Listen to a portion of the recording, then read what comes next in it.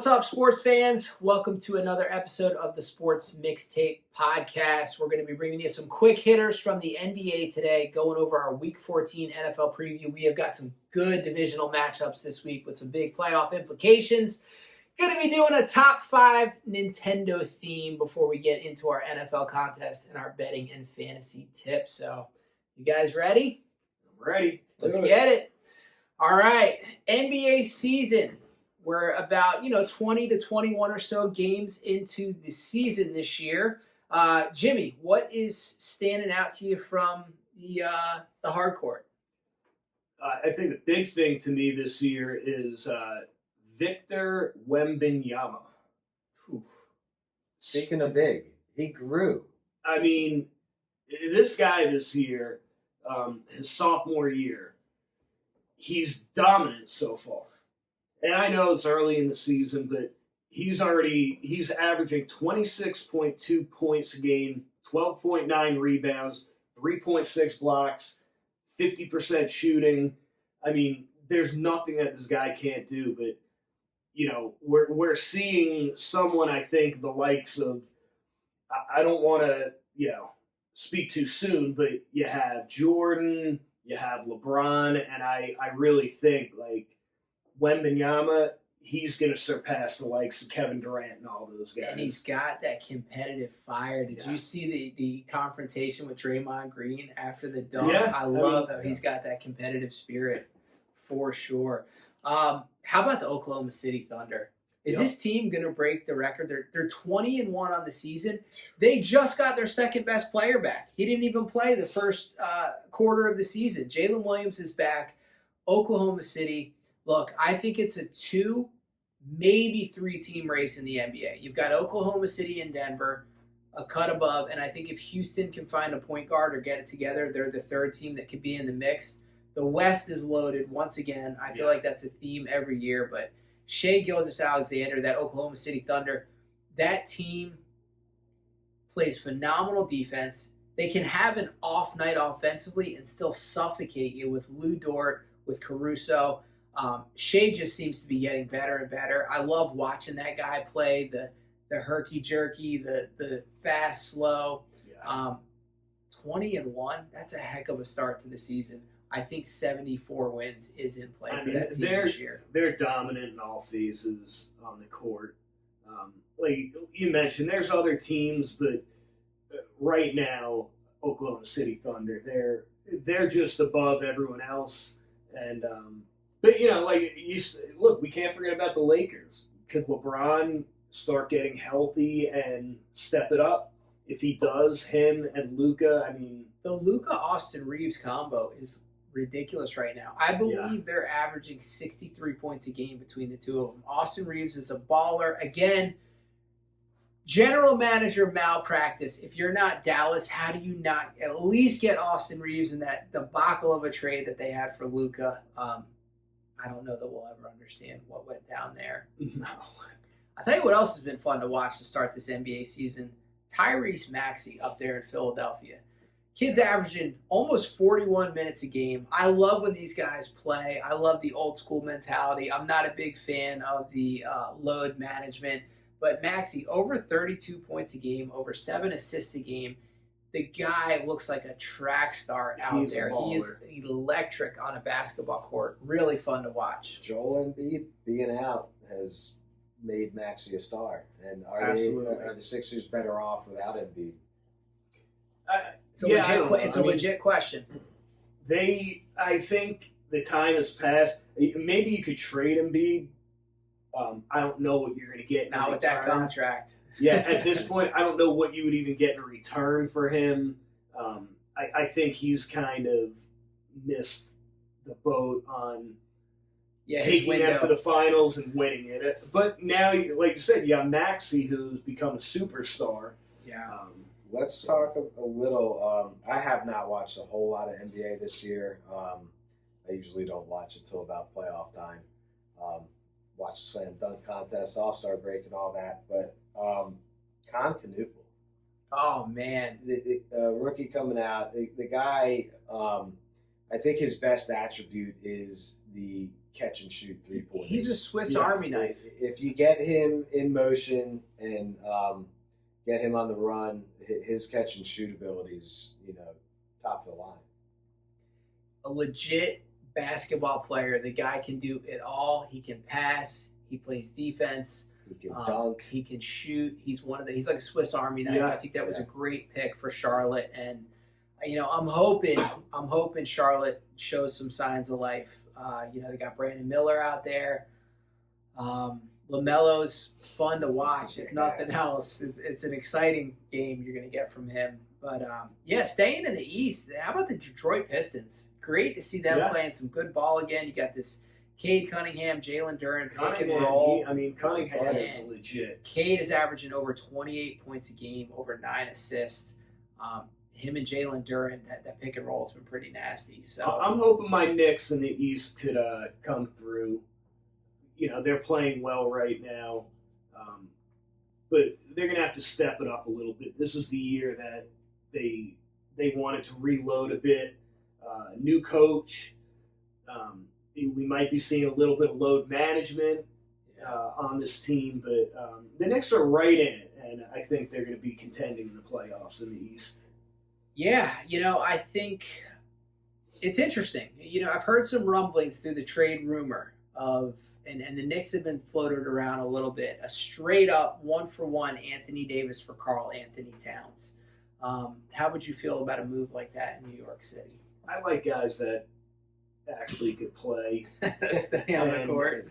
Anthony Davis is just, he's a hazard. He should be wrapped in caution tape. Yeah, I think Towns still has a little more. Towns is great. Look, Towns is a 3-point shooter. When Brunson is not in, when he is injured, Towns takes over the games. I think Towns is a great player. He was a great addition for the Knicks, but I wouldn't want that trade. The other one that I am hearing now is that Giannis's agent is talking about his future. We don't really know what that means, but we can only assume that, he's maybe unhappy in Milwaukee at this point and wants to kind of move on to a contender. I assume he had his publicist scrubbed all of his social media that involved the Bucks. So I don't know if that's sending a message. I'll tell you where it makes the most sense. If you want to talk about a team to the Brooklyn Nets potentially messing with OKC, and they have the assets to do it, the San Antonio Spurs would be a great fit for Giannis. Pair him with Wemby. I don't think you would need the other 3 players on the court. It's like the Monstars, those two guys protecting the basket down there. It's going to be exciting to see where he ends up, because I think San Antonio, you've got De'Aaron Fox who you could move. You have one of the 2 young guards, either Castle or Harper. I think they'd want to keep one, but I think one would have to be involved, and San Antonio has some draft picks. So if you want to get into a win-now situation, Giannis is still in the prime of his athletic career. You pair him with Wemby. Not too many teams going to be scoring in the paint on those guys with them down low. Let's talk about someone else who maybe looking for a new home. Chris Paul. He's looking for any home. The Clippers parted ways with him. Does he still have on a road trip too? Nonetheless, he apparently wasn't on speaking terms with the coach for months or weeks or whatever it is. So who knows what fractured that relationship? But he was out. They said, "Go ahead." He's had a good, lengthy, successful career. Does he have enough in the tank for a team to desire going out for him? So I touching on that, I actually had another thing was. Are we seeing, we're talking about all these old heads in the league. Are we seeing a changing of guard in the league at this point? Like you have Durant, you have Harden, you have LeBron, you have Steph Curry, Durant, Kawhi. Yeah. And now we're talking about all this young talent that's stepping up. Anthony Edwards, Shea, Halliburton before he got hurt. This is kind of the season, I feel like, where the young talent is going to kind of overrun the older talent. Push those old guys out. I know where he's going to end up with the Brooklyn Nets. He'll take anybody at this point. All right, on to week 14, guys. We have got some, like I said, some really great divisional matchups, some exciting games this week. Look, can you believe it? We're 14 weeks into the season. The playoff races are starting to heat up a little bit. We're trying to figure out who's jostling for those number one seeds. Let's start it out in the NFC North. Both teams coming off impressive wins. The Bears are going to be headed on the road to the Packers. Green Bay is a 6.5-point favorite. That line jumped out at me. Again, Green Bay just beat the Lions. The Bears just took down Philly. We got the division lead at stake here. Bears have been on a heater. They've won 5 in a row. Ben Johnson, let's keep those post-game speeches coming. Please, what is he going to do for an encore after going shirtless last week? Look, we talked about it last episode. Jordan Love is quietly having a really good year. 2,794 passing yards, 19 touchdowns, only 3 picks on the year. The Bears really running the ball well with that two-headed rushing attack. I'm excited to see. I've doubted them for a while, but the Bears continue to win close football games. So that's going to be an exciting game out there in Lambeau. Yeah, I'm interested to see that game. I don't think I would bet on it, because I'm not sure what's going to happen. I don't know which Jordan Love is going to show up. I don't know if the Bears are going to continue to have that rushing attack. And Green Bay is really tough against the run. We saw them just shut down Detroit last week. That's a game. I'm actually interested to see what happens in this game. I think it's going to be an exciting game. Yeah. I'm looking at the Pittsburgh-Baltimore game. It's another important, meaningful game. There's a bunch of them across the board this week. Both teams fighting for number one spot in the AFC North. Yeah. Both 6-6. Neither one of them want to take the reins in that division. It's up for grabs right now. And if they're not careful, they got Cincy, with Burrow back, might be able to make a run. So I got to take Baltimore in this game because they're my favorite to win the Super Bowl still. I'm counting on Jackson to start making a little better showing. He practiced on Wednesday this week. It was the first time since his injury that he's practicing earlier in the week. So I think that's a good sign. I think the Ravens have a bounce back. I don't see the Steelers and Rodgers having a bounce. I'm just not sure about the Steelers. You don't think Adam Thielen is the answer? Yeah, I mean, look, you can pick up any guys you want off the trash heap, but I just think with Rodgers at quarterback and that defense, sometimes they show up some games, other games they're nowhere to be found. But I see Baltimore stepping up this game. And Rodgers just wanted somebody to get the senior discount at the Golden Corral buffet with them, bringing in Thielen there. Rodgers has looked rough his last few games. I'm concerned about this Baltimore team. I think both Baltimore and Pittsburgh better be happy that since he started out as bad as they did, they're still 2 games back because, look, Lamar is not running the ball like he needs to for that offense to work. He's averaged 19.6 rushing yards since he's been back from his injury these last 5 games. Yeah. 6 is a pretty big line. Anytime you see these big line, divisional games tend to be scrappy, tight. So anytime I see a line like that, it kind of sticks out at me a little bit. Jimmy, what game are you excited to check out this weekend? I'm interested in the Colts versus the Jaguars. Okay. All right, this is another game. 4 teams for the division lead. This one entering Week 14 at 8-4, tied atop the AFC South. This for the Colts, a win. They keep their playoff destiny in their own hands for the most part. So this is a must-win, I think, for the Colts and the Jaguars. They're riding a hot streak. They won 3 straight, 4 of the last 5. Trevor Lawrence is looking good. The rushing game looks good. So this is going to be a battle, and it'll tell me a lot right now because I think the Jags are surging, and I think Daniel Jones and the Colts are struggling a bit, and I'd like to see if he can get back on and make something happen this game. These teams are headed in opposite directions, Brad. Jags 3 in a row. Colts have lost 3 out of their last 4. The Jacoby Myers pickup, like we talked about, it's a great pickup for Jacksonville. It's not a flashy, sexy pickup, but he had 6 catches, 90 yards, a touchdown last week. Jacksonville's got multiple ways to beat you through the air. Brian Thomas hasn't even had a great year. You got Brenton Strange back, the tight end, healthy from injury. You'll hear his name later when we start talking some fantasy and some DFS. Monster divisional game here to see who's gonna take control of that division. I don't think it matters though, because I've got the Texans winning that division. The Texans go on the road this week to Kansas City. Kansas City's favored by 3.5. I've been saying it for weeks now. Watch out for this Texans team. This defense is ferocious, and good defenses travel. Good defenses do well in cold water. CJ Stroud is back. He shook off some rust last week. And look, let's face it, this is do or die for Kansas City this week. Texans at the Chiefs, Kansas City favored by 3.5. I think it's going to be a hell of a football game. Yeah, I usually would be very confident in the Chiefs. And in a game like this, in a game if you said, all right, this is a game where the Chiefs have to win. I mean, 99% of the time in the past, you count on them winning that game, but I'm just not so sure this year. They don't look right. I'm not sure what's going on with them. And like you said, the Texans defense is no joke. And Mahomes is going to have some tough sledding ahead in that game. I think this for the Chiefs, if you lose this game, then I think your season is in doubt. I think that half a point is making a big difference in the way that I'm betting.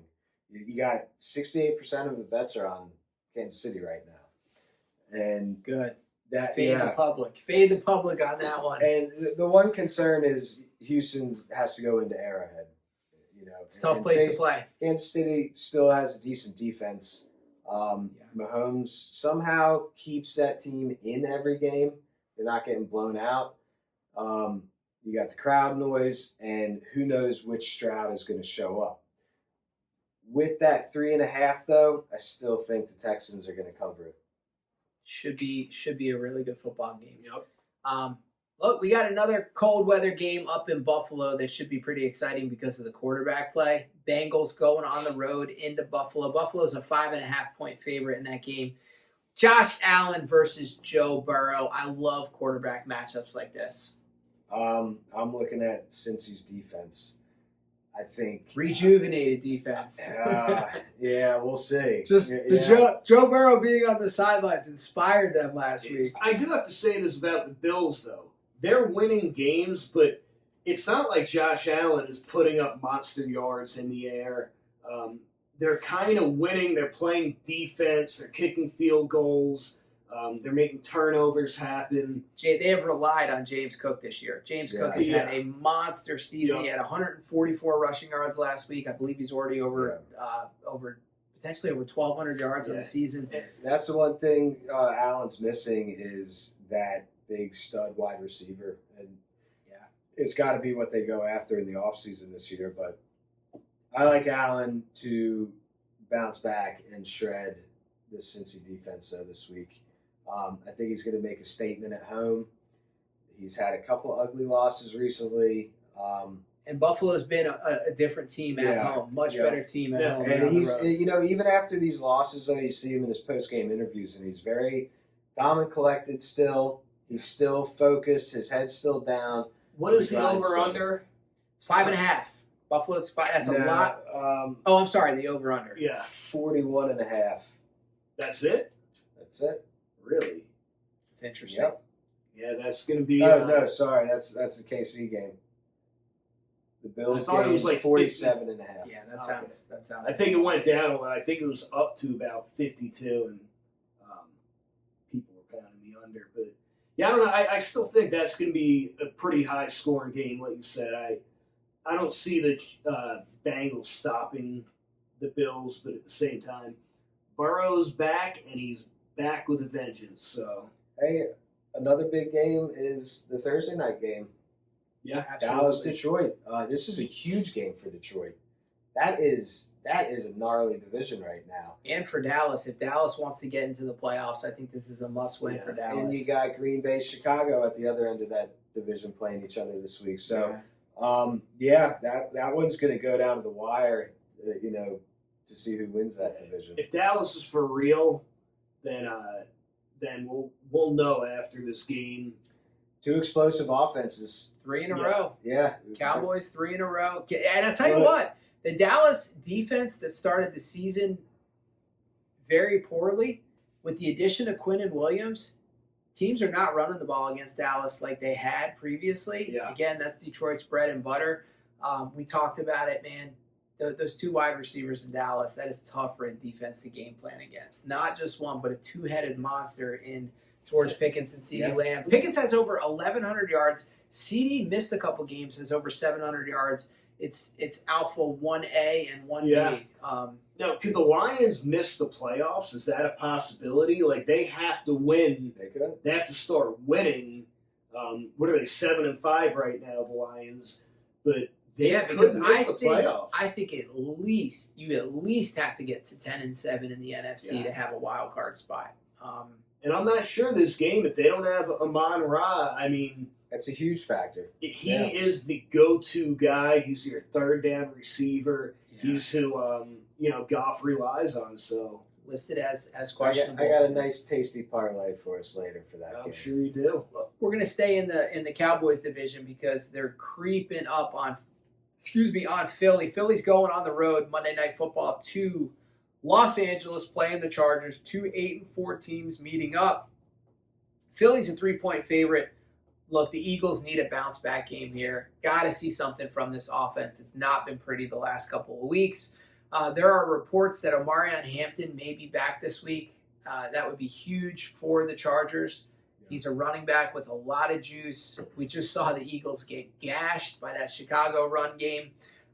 What I want to see is Hurts running the ball a little more mobile, and I want to see some play-action shots downfield. That Eagles offense Hurts is at his best throwing a deep ball. He throws a beautiful deep ball. When they get the ball downfield to Devontae Smith, good things tend to happen, either a catch, a pass interference, but Philly's got to put up some points this game. I'm starting to get nervous of like 2 years ago when Philly started out 11-1 and just crumbled because the last 2 weeks have not looked pretty for the boys in the city of brotherly love. They're going to have to travel across the country, the Eagles. So any fan base who boos their team who's in first place at 8-2 doesn't deserve to see their team win. So Eagles, keep doing what you're doing. We have high standards. Us Giants fans, keep losing. That's why we don't ever go 2-11. We have high standards up there. What other games are you excited about this weekend, Brad?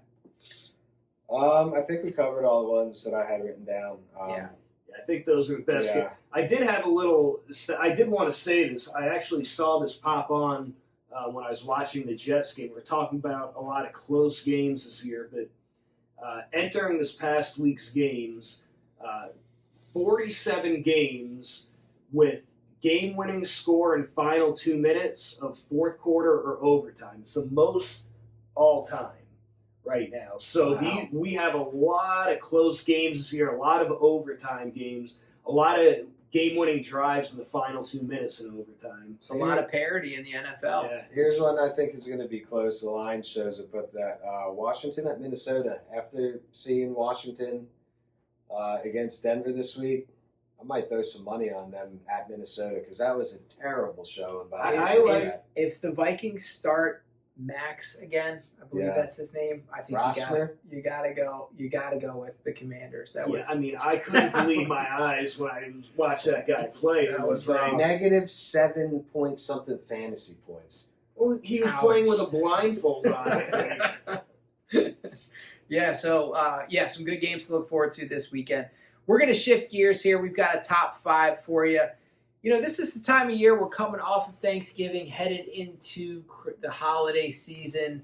Back when Brad, Jimmy, and I were in college, we'd come home for Thanksgiving break, come home for Christmas break, and we would dig up the old regular Nintendo console, the one where you had to blow the dust out of the games. We used to have to figure out, Brad would hook it up electrically for us. So it got us thinking. We wanted to do our top 5 this week.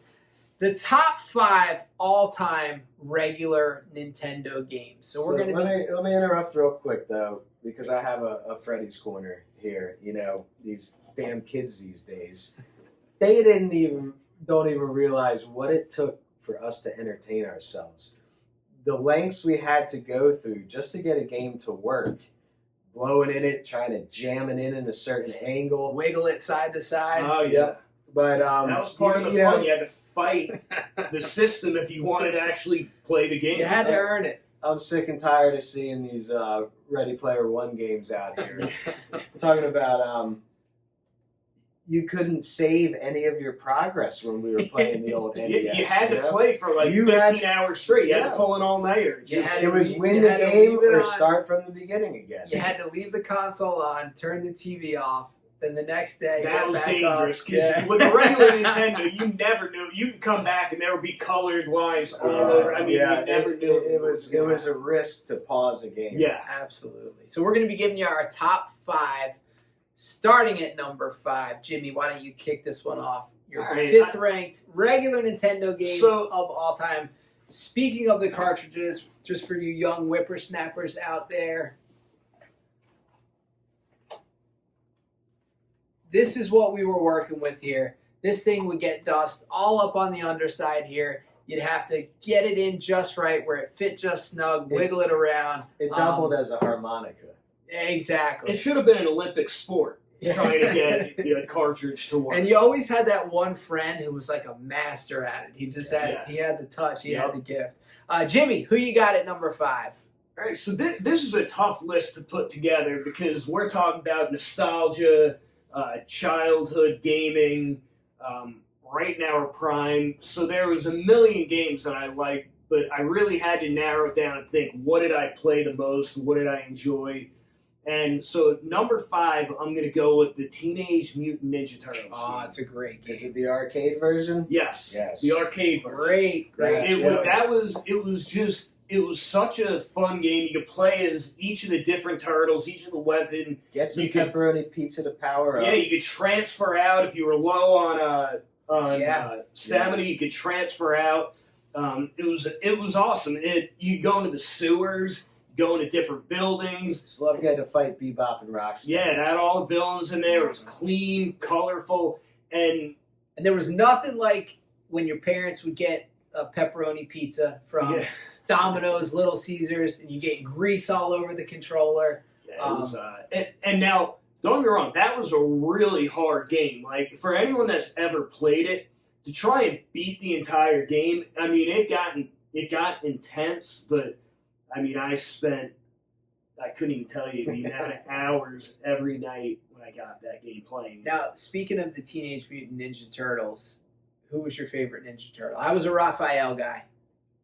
He was serious, stoic, focused, used the little size, or what were they called? The little dagger thing. Side. It was a side. Yeah. It was the red one. So in that game, I loved playing with Donatello because he had the big stick and you could poke far with that, poke up. I think he was the most advantageous to play with, But Leonardo was definitely my favorite turtle. I gotta go with Michelangelo, man. The Pizza party dude. Jokester. Yeah. All right, you guys. Brad, who you got at number 5? All right, this is gonna be Duck Hunt. Yeah. This is like the first user interactive game. Phenomenal game. They give you a gun that you can actually shoot. And this came paired. I don't know if you remember. It was Power Pad. Super Mario Bros. It was Duck Hunt and Track and Field. Power Pad. I had to leave the Track and Field on the honorable mention list, but these were user interactive. Did you actually run on that pad, or did you do it me and my hands. cousin? That was the best way to do the it. Duck Hunt cheat code was to put the thing right against the TV, and as soon as the ducks came up, I like standing 50 feet away. The best part was the dog who would just dog you when you missed. He would be there laughing. I mean, that dog. Yeah, believe me. Great choice. My number 5. You're gonna see there's some sports games that show up quite a bit on my top 5. Number 5, simply because of the fact that it had fighting Blades of Steel. Oh, the hockey game. That's my 4. Look, you could It was the first game you could fight in. You could block, you could punch. You had 3 different levels. You could play junior, college, or pro level, and it was a tournament, and there were only 8 teams in it. They were the major cities, Los Angeles, New York, Chicago. It wasn't the real team, but we all knew who those teams were. Blades of Steel, phenomenal Nintendo game. That's my number 5. Game. I like it. Yeah. Amazing game. All right, I'll keep it going here. Number 4, gonna go. This is a non-sports game for me. Honestly, this could have made it all the way up to close to even 2 for me. Mega Man 2. Dr. Wily. The best part of this game for me, you had all different levels. One underwater, one was like the cloud level. Yeah. The amazing thing about this game was once you beat the boss, you got his weapon after you defeated him. And so based on what you were going on, you could choose which weapon you wanted to bring into we called them boards or levels. Yeah. Mega Man 2, I thought it was better than the original. It's what a sequel should be. Phenomenal game. My cousin Danny had Mega Man 2 whenever we were over at his house. That was the one we were picking up and playing. Brad, who you got at number 4? I had Blades of Steel, but so I've got a list of honorable mentions. We all are going to So have similar games, I'm sure. I'm going to go ahead and swap one out, okay? From my honorable mention list, now at number 4, Bad News Baseball. Oh, I forgot about this that's a one. The great bunny game. rabbit umpires. You you played as animals, right? Or just the umpires were yeah. pink. I think they were pink bunny rabbits, or they were bunny rabbits. I know that. You're a little block player, but you can rake some bombs in that game. Phenomenal. That was a fun game to play. Phenomenal. You could throw baseball game. curveballs that went halfway across the screen. I actually forgot about that game. That was an awesome, awesome. But that's one. Brent and I, as kids, would go over to our grandparents' house, and they had this attic, finished out as a bedroom. It was our uncle's bedroom. Our old uncle's bedrooms, and they kept the NES system up there for us to go play some of these games. Incredible game. Yeah. Jimmy, who you got at number 4? Number 4, there's another one that's going to be all on our lists. I actually have Tecmo Super Bowl. Yeah. This is a game that I'm sure we could talk hours about this, but the amount of time that I used to just spend playing that game is incredible. But the real players and rosters, phenomenal. The cutscenes, the sound effects, you keep stats. It was just an amazing all-around football game. It was the original Madden, really. Now everyone plays Madden, but Tecmo Super Bowl was a game changer. I'm gonna save some details that I have for it a little later. Yep. Phenomenal choice at number 3. One of Brent and I's Christmas traditions. It was Christmas Eve. We would play a whole Tecmo season. All-nighters. Yep. I've got a lot to say about Tecmo Super Bowl. I'm gonna save it. I'll move on. I'll just go to number 3 because we've already mentioned it, I think, twice. Blaze of Steel. Yeah. We already talked about it. Amazing game ahead of its time. Yeah. Great pass and shooting controls. The music. I mean, the music was phenomenal. It still just rings in my head. Nintendo music in general, unbelievable. Nintendo had it figured out. You could give me any of these systems, and I would take a regular Nintendo all day. For sure. All day. My number 3. Now there were 2 versions of this game. I'm going to give you the version that I had. Punch Out featuring Mr. Dream. Okay, we're talking Mac, this scrappy little. I assume he has to be Irish, right? Yeah, I think so. With the green gloves. Some of the guys that you got to fight in that game were incredible. Bald Bull, Soda Popinski, King Hippo, Piston Honda, and then finally you get to the end, Mr. Dream, who we all knew to be Mike Tyson. Mac's got a trainer named Doc. Look, I was ready to run through a brick wall. When you get to that scene where Mac is riding his bicycle in New York City, you got the Statue of Liberty in the background. He's got that pink jumpsuit on. He's got the hood pulled up, and Doc is following him on the bike. Punch Out featuring Mr. Dream. It was a game I never beat. I got to Mr. Dream multiple times. There was no chance. You had no chance against Mr. Dream. Well, He touched you once, and you Yeah. were down for the the good count. thing about that game, though, was, like you're saying, all the characters, they all had their own unique weaknesses that you could get them. that you could figure out. And I don't think games are really like that anymore. But you could really figure out each character and work on it. This is pre-internet. You couldn't just go look up the cheat code No. to beat the guy. I will never forget. My dad, it was one of the games he used to watch us play. And I will never forget. We had gotten to Bald Bull and I just couldn't figure out how to beat him. Yeah. And the one time I think my dad was playing with us, he hits him in the gut as he's doing the bull charge. And that was the way that you beat Bald Yep. Bull. It was like you had to put in hours Yeah, you to had to just unlock figure it out. what might work. Yep. You had to get a game over, start from the beginning, punch out. That was Phenomenal my- game. That was my number 3. Stole it again. It's a great game. You know, my spiel was going to be, it's 1987. This new video game comes out. It's a Saturday night. You're at your granddad's house. He's getting ready to watch the HBO pay-per-view boxing matches. Yeah. You hook up the Nintendo before the fight starts.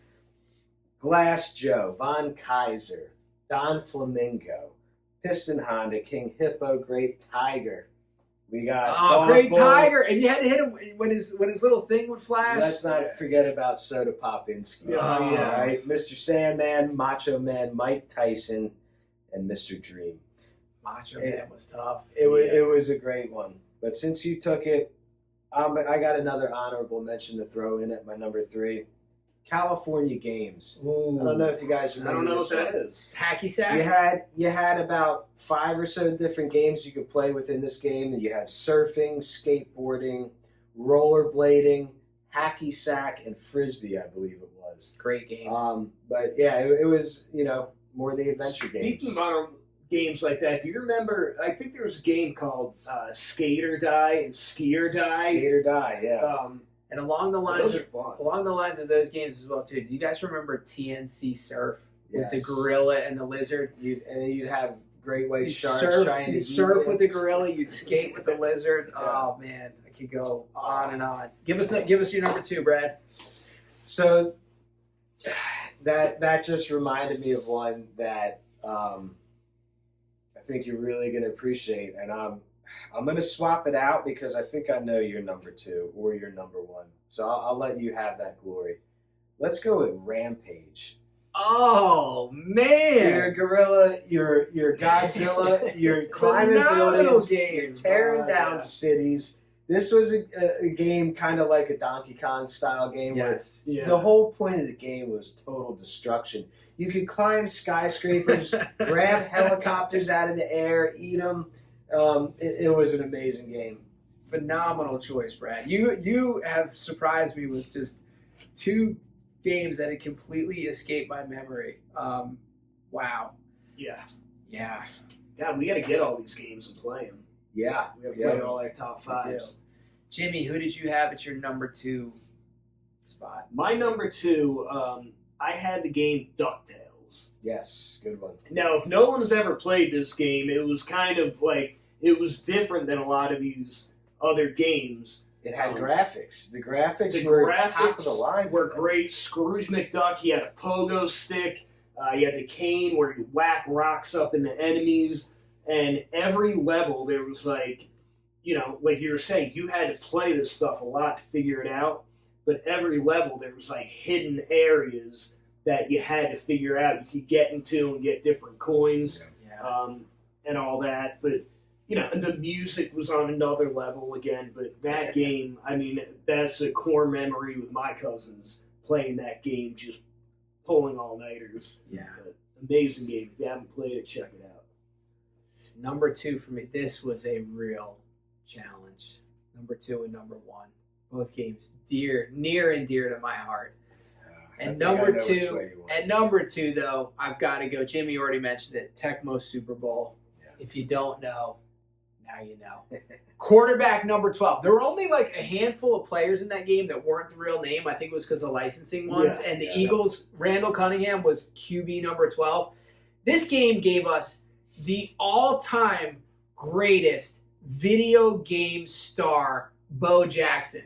He was untouchable. You could not tackle You were not Bo. allowed to play with the Raiders in our house. If you have not looked this up yet, go to YouTube and look up Bo Jackson Tecmo highlights and watch the people who will run to the 1 yard line, go all the way back to the 1 yard line, go all the way back. It was unfair. Bo Jackson was a freak of nature, and yet the Raiders were off limits because you you couldn't do it. much. Look, this was the first game to record season-long stats. Yeah. So you could be the passing leader, you could be the rushing leader, multiple different ways. Guys were based off talent level. So, like, for example, Jerry Rice, it was very rare that he was going to miss a pass, even if he was fully covered. It's a cheat code to play with Lawrence Taylor on defense in that game. Unbelievable. You could be the nose tackle. That was another thing that got outlawed. If you were like Howie Long in the nose tackle, you could literally sack the quarterback before he handed the ball off. All-nighters, we would literally pull all-nighters to fit a season in throughout the course of a night. Tecmo Super Bowl. I had a hard time dropping it to number 2, but phenomenal game, as Jimmy already mentioned. Let's go. Number 1. My number 1 all-time favorite Nintendo game. Can I say it? Yes. Because I think I know it. Go ahead. It's got to be Ninja Gaiden. It's Ninja Gaiden. It was the first game I ever got. My grandmother bought it for me. I think I was 5 or 6 years old when I got a Nintendo.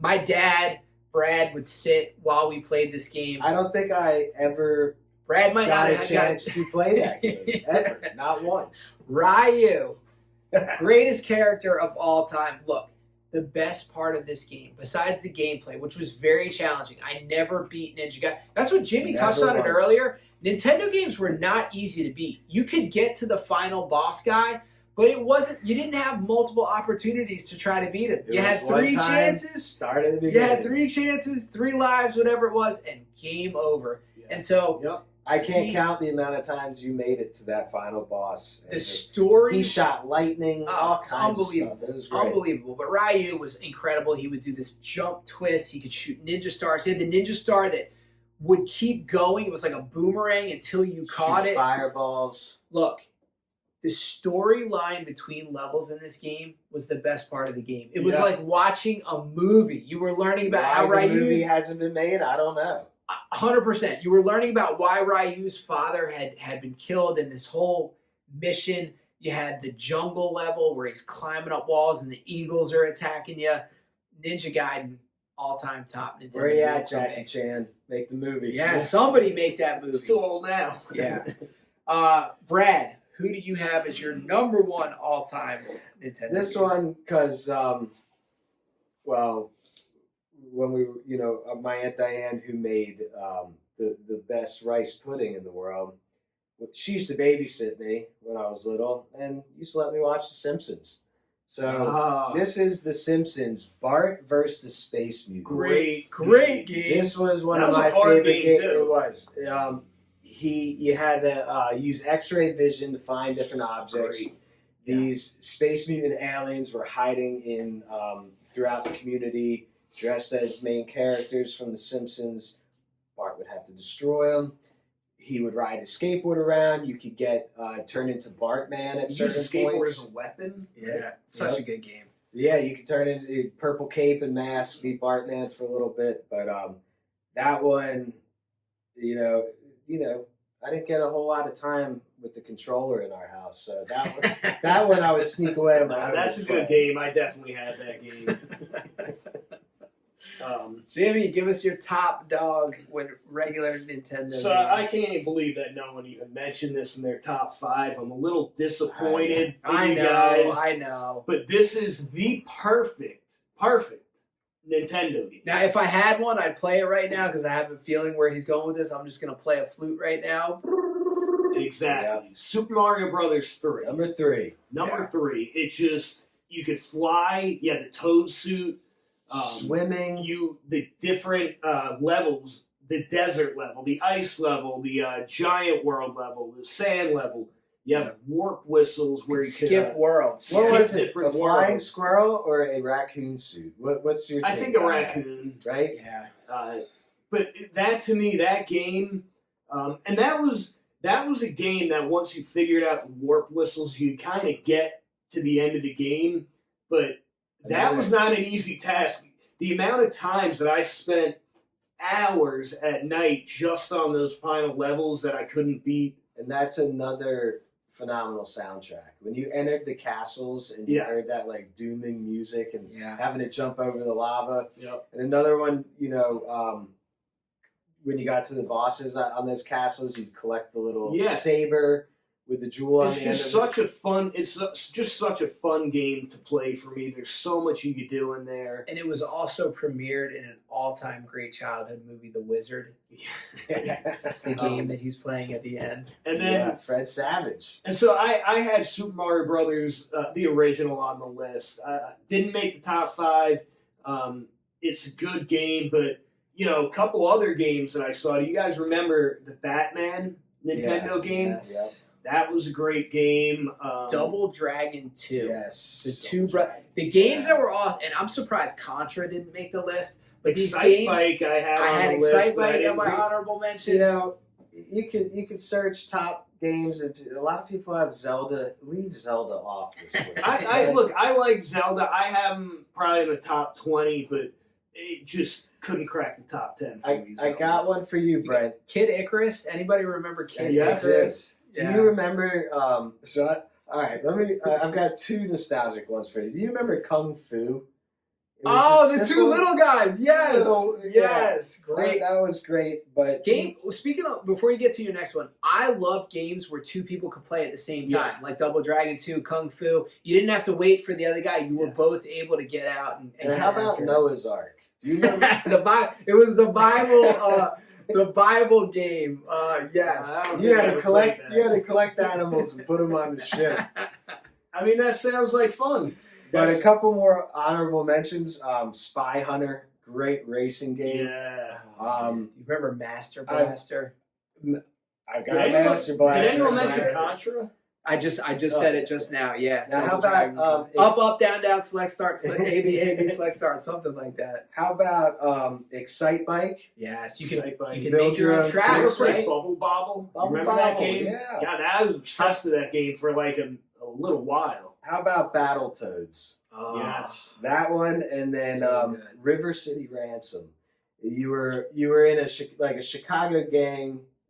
You were a thug in a white T-shirt who had the cigarettes rolled up, and you just went around brawling in the streets. I can't remember that. I have to find out this game, but you were like, you're basically in like a jungle, walking through a jungle, and there was like mud pits and stuff. And you got like a knife and you swing on vines. Like you were Tarzan. There's another one that I couldn't remember. It was a baseball game, and there were different teams. One was like the vintage Yankees. It was kind of like meant to be like Babe Ruth, Lou Gehrig, but there was an all-girls team on this baseball game. I'm gonna find out before our next episode. It was an awesome baseball game. But another one that I have to mention that I was surprised didn't get mentioned. It was a very simple game. It was an awesome game. The original Nintendo Golf. Yes. With Mario. That was a hard game. I played that in the past year. The original Nintendo Golf. And I'll tell you, those clubs don't have distances on there. So what you have to do is you have to get a pad and write down each club as you're going along, write the distance, and you had to earn it back in the day. That game is tough, Brad. You're right. It was not easy. We could talk about Nintendo all night, I'm sure. We've got to move on. I really wish someone would start remanufacturing Nintendos and games. I know you could play on the Wii and some of these other things. We need a real NES system. I'm not tech savvy enough. I want a real NES system. But we've got to get on to our NFL contest. Jimmy's going to update us. It was a pretty... we had Thanksgiving picks last week, our 3 picks, and then we're going to give you our 3 picks for this week, finish up with some fantasy and DFS. Jimmy, catch us up to speed on the standings. I have had a rough 2 weeks here. Well, going in to last week, it was Brad was 5-4, I was 3-6, and Brent was 3-6. Anyway, after this past week, Brad, you went 2 for 3. I'll take that. Brent, you went 1 for 3, and I went 2 for 3. Me and Brad both hit the Dallas and Cincy game. Brent, you also hit that Cincinnati game. And that leaves us on the season so far. Brad is 7-5. I am 5-7, and Brent is 4-8. So, all right. I got my work cut out for me. yeah, you started out kind of hot. I could taste those appetizers and entrees already. Got my work cut out. Yeah, for so me. we'll see our Week 14 picks. Let's do it. I've got 3 road dogs this week. I'm going to start out. Give me 5.5 points with Joe Burrow up there in Buffalo. 5.5 points is way too many to be given against the Joe Burrow-led team. Since he is fighting for their life, it's must win. Even if it's a close game, I think Cincy covers the 5.5. So I'm going to take Cincinnati 5.5. Bold strategy, Kat. I've got 3 road dogs this week. I'll tell you, I did this last night, and Cincinnati was 6.5. It's already started to move. Last night. So I had Cincinnati at 6.5 here. Yeah. Keep it locked in. It's when you look it up. But I agree. I think Joe Burrow he's coming in hot, and I think they're coming there. I think it's going to be a lot closer to a game than people think. He's so fragile, though. You never know. He could be out in the first quarter. But I think my first pick is every week I'm just like, when is this team going to come back to form? And I think it's going to be this week against Pittsburgh. So I'm taking Baltimore. 6 is a lot. 6 points, man. I know it's a lot. Giving up 6. I know it's a lot, but I think that something changes this week with this team to push for the playoffs. All right, my second pick is another road underdog. I'm going with Houston at Kansas City. It was that half point that pushed me over the edge. 3.5. Houston's getting 3.5. This might be one I might sprinkle on the money line too. Houston's been good to me the last couple of weeks with the Buffalo and Indy game. Give me the points. Houston plus 3.5. That defense is going to get after Mahomes, and I think Houston's going to find their footing now that Stroud's back. Might as well throw me down. I got it. Houston plus 3.5. Okay. Yeah, that Solid defense pick. is gonna show up, I think. And even if Mahomes has some magic towards the end of the game and they pull off the win, I don't think it's going to be more than 3 points. So Same. All right, my second pick, I have the Broncos -7 against the Raiders. I just don't think the Raiders are good. I think the Broncos are surging. I think they're going to continue to win. I just don't really see this being a close game. I don't think Geno Smith is going to be able to keep up with the Broncos. Yeah, last time they played, I think Denver had 6 sacks maybe. what'd you get him at? That was one I looked at for a good little while. -7. Only thing, What It is was 7.5. the only challenge, or not challenge, the only question with that, they just played a few weeks ago, and somehow it was a 10-7 game. It was a god awful game to watch. Brutal I special think teams, brutal punting. I think it's going to be different this time around. Yeah. All right. My last pick, again, another road underdog. I think 6.5 points is way too many in this divisional matchup with how good Chicago has been playing. Give me Chicago plus 6.5 on the road at Green Bay. Bears getting 6.5. Yeah, that was just too many points for me. I think they run the ball. I think that's another one that line moved there. Yeah, it's possible. How about you, Brad? Third. I'll go with a road dog on this one and take Washington plus 1.5 at Minnesota. It's amazing to me that Minnesota's favored in that game. What are they getting? 1.5, Washington? 1.5. Yeah, I mean, I actually looked at that game. Like you said, if that quarterback is starting for Minnesota again, I'd take whatever the line is. I don't know if he's going to do anything. I think Mariota can control the game enough. Mariota. Yeah, I do like that pick. I think Washington. I still take him even if McCarthy starts this one. Yeah, well, McCarthy hasn't looked much better than Bronson. And supposedly, Jaden Daniels is going to try to play this week. I don't know the He's got a wisdom good in that, chance. but I think he's really fighting to get back out on the field. So, All right, we'll see. So my third pick, I'm kind of wavering. I have 2 down here, and neither of them are a good team. So I'm Is probably it the crazy. Jets game? But I am going to take the Jets getting 2.5. Yes, I can't quit him. You just can't quit him. I just think they beat the Dolphins. I like think the Jets money line in this one. I think this is what's happening is the Dolphins have won a few, and I think the Jets will win this game. New York is Hope springs eternal for a Jets fan. I mean, they're going to Yeah. be chirping at Miami's head coach there, man. McDaniel, Yeah. Mikey Mack. I never like to bet on my own team, but it was either that or I was going to do the Browns -3.5 versus the Titans, just because once again the Titans are an absolute disaster. And that line had moved as well to 4.5 when I checked Yeah. today. Yeah.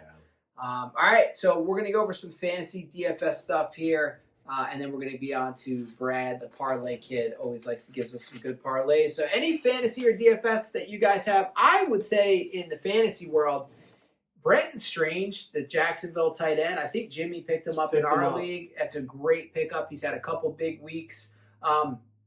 Also, if you're getting into the fantasy playoffs, go and get backup running backs right now. You can't have enough of them. You don't need a 4th or 5th string wide receiver. Go pick up Blake Corum. Go pick up these backup running backs just as insurance for the playoff push. In DFS, guys, I've got a couple names I'm going to throw at you. We got to keep riding the train with Jacoby Brissett, right? 5 straight games he scored over 20 points using DraftKings.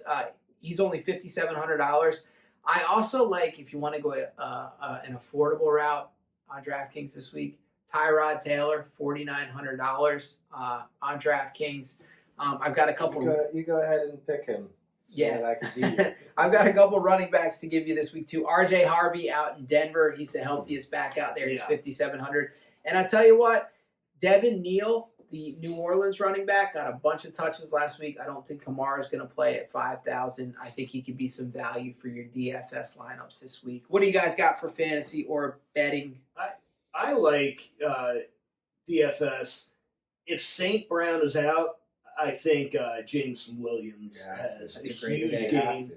They're going to have to throw it to somebody, and I think Jameson Williams is going to be the guy this week if Brown is out. You could also get some pretty deep sleeper value, super low price if you need to fit one in your lineup for Isaac Tesla. He got a touchdown last week with St. Brown out. And this also might be Gibbs' game. You know, he didn't have a great game last week, but with St. Brown out, it might be a lot of checkdowns to Gibbs. So that'll be part of one of my parlays. Is pretty Gibbs heavy. This isn't DFS, but in our fantasy Yahoo league, I don't know who dropped him. I know he's been on IR, but I just picked up Mike Evans off the waiver wire coming into the playoffs. He's about to I'm hoping he comes back this week because I have Baker Mayfield as my starting quarterback. That's a huge increase for I was going to pick him up, but my season, unfortunately, is going to end this week. Well, thanks for leaving him for me. I don't know who dropped him in our league, but if you guys have another idiot in your league, go after Mike Evans. He's going to come back healthy. And, you know, they've got a lot to play for here in the next couple of weeks. Yeah. All right, Brad, wrap it up. Your parlays of the week. All right, I've got one player parlay for the Dallas-Detroit game. Let's go with Jahmyr Gibbs, 5+ receptions. I'm going Jahmyr Gibbs 2 touchdowns in this game. He seems like he doesn't score every other week, but when he scores, it's always multiple touchdowns. It's never one. I'm going 40+ receiving yards for Gibbs. And let's get George Pickens as an anytime touchdown scorer. I think Dak relies heavy on him again. He's been scoring a lot lately. He missed the end zone last week, but he's getting back in this week. The last one to fill out that parlay is over 49.5. I did a little alternate over-under on that. Yeah, I think this is a high-scoring affair. I think the over-under officially is like 54.5. Yeah. So I just gave myself a little bit of a cushion there because I have a tendency of losing my parlays by 1 pick usually. So I need to soften that one up a That's little what bit. happens with parlays that Right. have 9 legs. That one, it's a plus 1,300 5-leg parlay this time. I had to tone it back a little Plus this week. 1,300. Give myself a chance. Then my other one is I've got a 5-pick parlay on money line and the line.